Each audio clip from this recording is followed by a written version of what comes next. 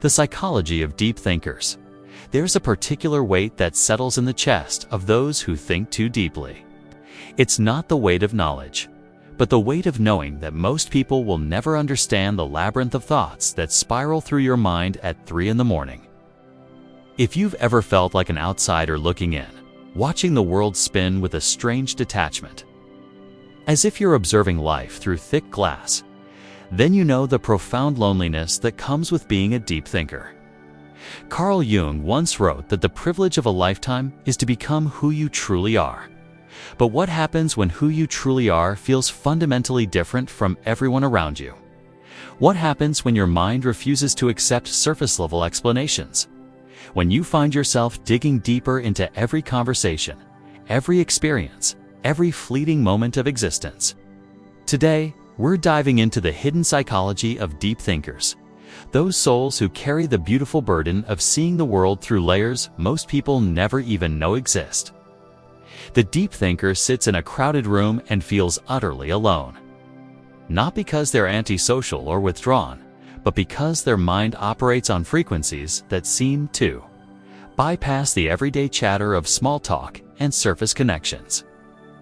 While others discuss the weather, you're contemplating the nature of change itself. While they debate television shows, you're wrestling with questions about meaning, purpose, and the strange theater of human behavior that plays out before you every single day. This isn't about intelligence, it's about depth. It's about having a mind that refuses to skim the surface, that insists on diving into the murky depths where most people fear to venture. Jung understood this intimately. He recognized that some individuals are called to explore the darker, more complex territories of human experience, not because they choose to, but because something within them compels this exploration. The deep thinker's mind is like an ancient well, while others are content to drink from shallow streams. You're drawn to those mysterious depths where the water is cold and clear, but where you might also encounter things that disturb your peace. You've learned that knowledge isn't always comfortable. Sometimes, understanding brings with it a heaviness that's difficult to share with others. Have you ever tried to explain a profound realization to someone, only to watch their eyes glaze over with polite confusion? It's not their fault, and it's not yours. You're simply speaking different languages. They speak the language of the immediate, the tangible, the socially acceptable. You speak the language of the eternal, the symbolic, the deeply personal. Neither is wrong, but the translation often gets lost somewhere in between. Jung called this the burden of individuation, the psychological process of integrating the conscious and unconscious parts of the mind to become whole. For deep thinkers, this process isn't optional. It's a relentless current that pulls you toward self-awareness, often against your will. While others can live comfortably on the surface of their own experiences, you're compelled to dive deeper, to understand not just what you think, but why you think it, and what lies beneath even that understanding. This compulsion to understand creates a peculiar relationship with solitude.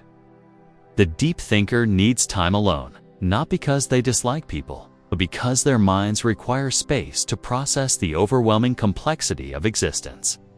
In solitude, you can finally let your thoughts unfold without having to constantly translate them for others.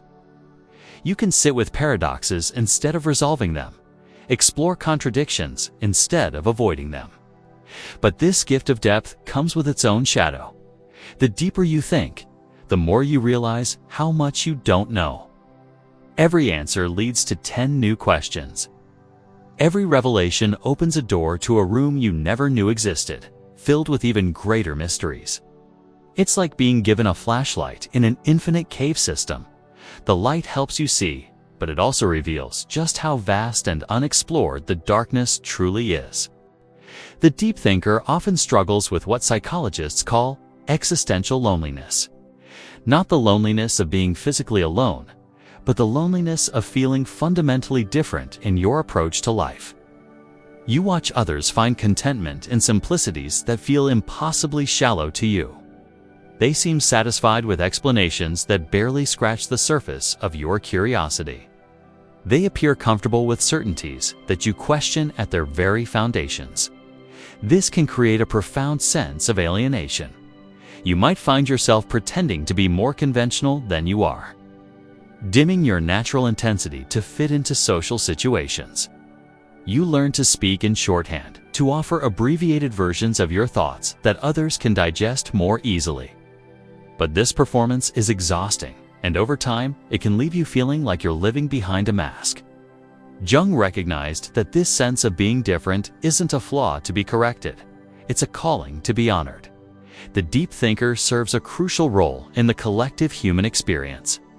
You are the ones who question what others accept, who explore what others avoid, who sit with discomfort while others seek easy answers.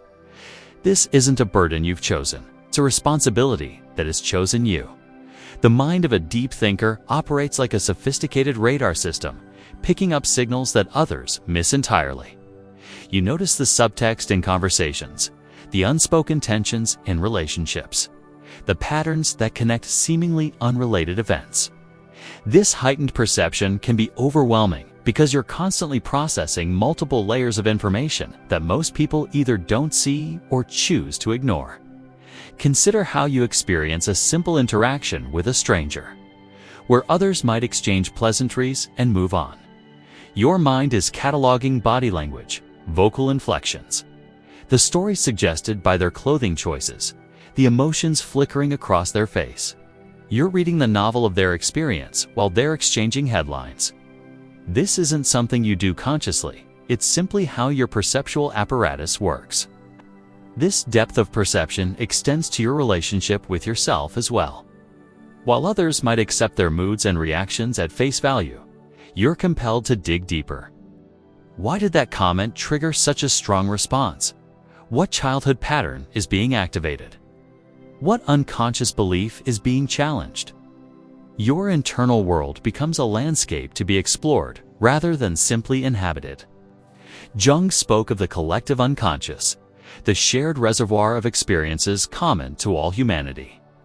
Deep thinkers often feel like they have privileged access to these deeper currents. You might find yourself understanding archetypes and symbols in ways that feel almost mystical. Stories resonate with you on levels that are difficult to articulate. You see patterns in human behavior that seem to transcend individual personality and tap into something more universal. This connection to deeper currents can be both illuminating and isolating. On one hand, it provides a sense of connection to something larger than yourself, a feeling that your thoughts and insights are part of a greater tapestry of human understanding. On the other hand, it can make everyday conversations feel superficial by comparison. How do you explain that you see mythological patterns playing out in workplace dynamics, or that a random encounter reminded you of themes from ancient literature? The emotional life of a deep thinker is similarly complex. Your feelings don't exist in isolation. They connect to larger themes, patterns, and meanings. A moment of sadness might trigger reflections on the nature of loss itself. A flash of anger might lead to insights about power, justice, and the human condition. This can make emotional processing both richer and more exhausting than it is for others. You might find that your emotional responses are often delayed. While others react immediately to situations, you need time to process the multiple layers of meaning and implication. By the time you've fully understood your reaction, the moment may have passed, leaving you feeling out of sync with the natural rhythm of social interaction. The relationship between deep thinkers and creativity is particularly fascinating. Jung recognized that the unconscious mind is the source of all creativity, and those who can access its depths often find themselves compelled to create. But this isn't always the joyful, inspired process that others imagine. Sometimes creativity becomes a necessity, a way of making sense of the overwhelming complexity of your inner world. Your creative expressions might feel urgent, as if you're translating experiences that would otherwise remain trapped in the deeper chambers of your psyche. Whether through writing, art, music, or simply the way you arrange your living space, you're constantly seeking ways to give form to the formless, to make visible the invisible patterns you perceive. This need for creative expression can create its own challenges. The work that emerges from deep thinking is often complex, layered, and difficult to categorize. It might not fit neatly into commercial formats or popular tastes. You might find yourself creating primarily for an audience of one, yourself, because the alternative is to dilute your vision until it loses its essential truth. The deep thinker's relationship with time is also unique. While others live primarily in the present moment, your mind naturally moves between past, present, and future, seeing connections across temporal boundaries. A current situation might remind you of patterns from history, myths from ancient cultures, or possibilities that haven't yet manifested. This temporal fluidity can make you seem absent or distracted to others, when in reality, you're processing information across multiple time dimensions. This relationship with time can also create a sense of urgency around your insights. You might feel compelled to capture thoughts and realizations before they slip away, leading to late-night writing sessions or sudden creative bursts that others find difficult to understand. The deep thinker's mind doesn't operate on a schedule. It follows its own mysterious rhythms and tides. Perhaps one of the greatest challenges facing deep thinkers is learning to trust their own perceptions. Because your insights often diverge from conventional wisdom, you might find yourself constantly second-guessing your understanding. Society tends to validate consensus thinking and be suspicious of those who see things differently. This can create a subtle but persistent pressure to doubt your own clarity.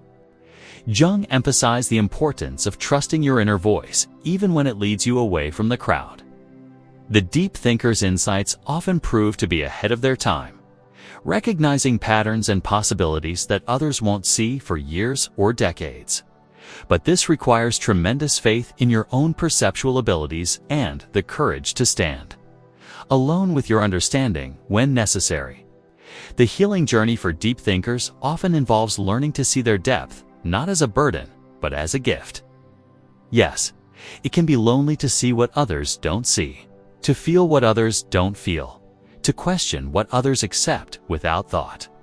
But this depth also provides access to beauty, meaning, and understanding that enriches life in ways that surface-level existence cannot match. Learning to honor your depth means accepting that you will sometimes feel like an outsider. It means recognizing that your value doesn't depend on how well others understand you, but on how authentically you honor your own unique way of perceiving and processing reality. It means finding others who share your appreciation for complexity and depth, even if they are fewer in number. The deep thinker's path is ultimately about integration, learning to live in the world while honoring your inner complexity. This doesn't mean becoming less deep or more shallow. Instead, it means finding ways to bridge the gap between your inner world and external reality, to translate your insights into forms that can benefit others without losing their essential truth. Jung believed that individuation, becoming who you truly are, is the greatest gift you can give, not just to yourself, but to the collective human experience. Your depth of thought and perception contributes something essential to our shared understanding. Your willingness to explore difficult territories, to sit with paradox and complexity, to question what others accept. These are not selfish pursuits, but necessary contributions to human consciousness. The world needs deep thinkers. It needs people who are willing to dive beneath the surface, to explore the uncomfortable questions, to hold space for mystery and complexity. Your sensitivity to the deeper currents of experience serves as a kind of early warning system for the rest of humanity, alerting us to patterns and possibilities we might otherwise miss. So if you recognize yourself in these words, if you felt the peculiar weight of thinking too deeply in a world that often rewards surface-level engagement, know that you are not broken or wrong. You are fulfilling an essential role in the human ecosystem.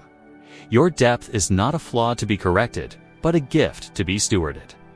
The journey of the deep thinker is not an easy one, but it is a meaningful one.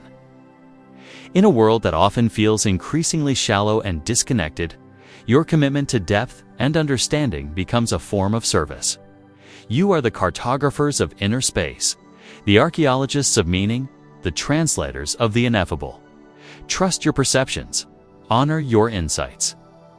Find your tribe of fellow deep thinkers, even if they are scattered across time and space.